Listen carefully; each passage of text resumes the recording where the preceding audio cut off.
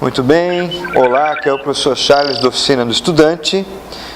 Voltamos a falar um pouquinho sobre a literatura do século XIX e XX em 4 das narrativas solicitadas pela FUVEST e pela Unicamp. Vamos lá. Seriam elas Cidade das Serras, O Cortiço do Sr. Aloysio Azevedo, Vidas Secas de Graciliano Ramos e Capitães da Areia de Jorge Amado. Muito bem. O propósito dessa fala é trazer à tona as diferenças ou até semelhanças que possamos encontrar entre os narradores dessas obras. Vamos à teoria.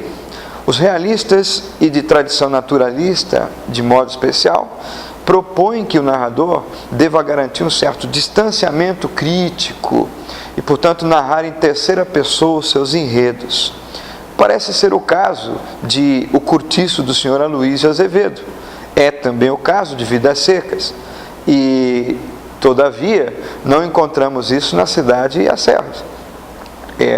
Mas voltamos a encontrar em Capitães da Areia. Há 3 obras, portanto, que propõem narradores em terceira pessoa, né, com esse distanciamento crítico. O Cortiço, Vidas Secas e Capitães da Areia. A obra Cidade e as Serras parece constituir uma exceção. Nisso, acaba se aproximando àquela pesquisa um pouco diferente do Sr. Machado de Assis, com o narrador em primeira pessoa. Mas vamos lá. Terceira pessoa.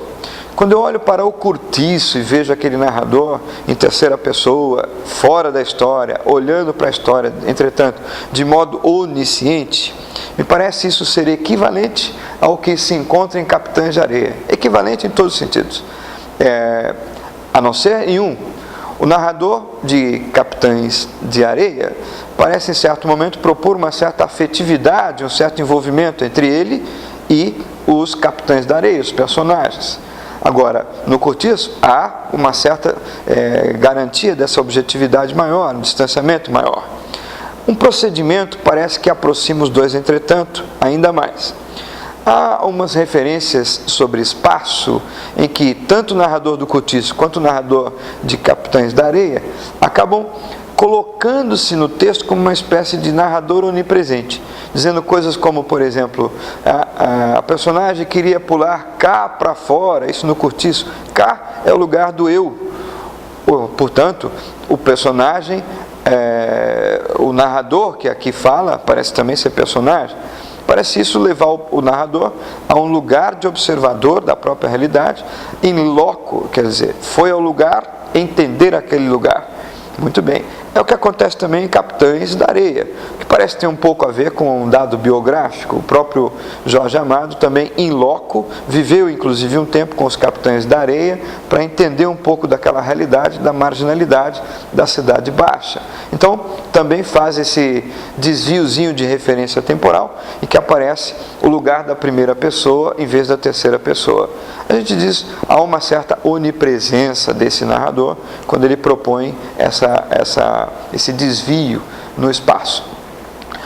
Agora, quando a gente imagina o narrador como o narrador da Cidade e as Serras, nós temos lá uma primeira pessoa.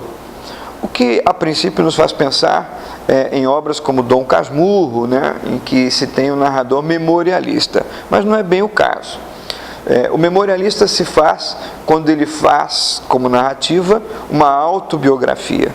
E no caso da Cidade e as Serras, nós encontramos um narrador que é Jacinto Galeão, o narrador que é José Fernandes, falando sobre o protagonista que é Jacinto Galeão.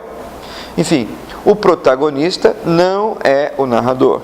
E nesse caso, me parece que o Sr. Eça de Queiroz propõe, dentro de uma obra realista, e dentro dessa obra que tem pendência naturalista, uma espécie de experimentalismo no foco narrativo. O narrador é testemunha da vida do protagonista, quer dizer, Zé Fernandes é testemunha e participa, assim, como coadjuvante na vida do protagonista Jacinto Galeão. É isso. Enfim, comparar essas 3 posições de terceira pessoa, onisciente, de fora da obra, olhando para os fatos, com este primeira pessoa testemunhal da cidade de Alicerces, parece ser um dado importante para a gente responder questões aí sobre foco narrativo. Um abraço, até a próxima. Boa sorte.